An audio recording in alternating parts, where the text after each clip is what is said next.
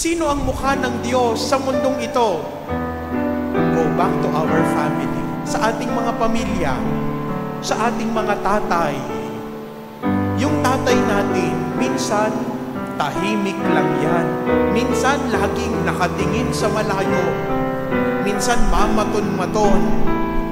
Pero sa kaloob-loobanan, apektado din yan at umiiyak ng palihim kung minsan. That's the image of God's love in our family. Minsan sasabihin natin, Lord, bakit ang tahimik mo? Parang wala ka namang ginagawa sa buhay ko. Lord, parang ang tahimik mo. Magsalita ka naman. Kausapin mo naman ako. Remember, my dear brothers and sisters, my dear fathers, you are the image of God's love in your family.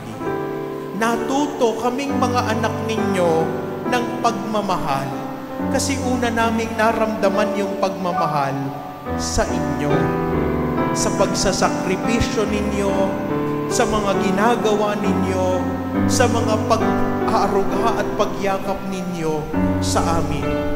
Kayo ang mukha ng pag-ibig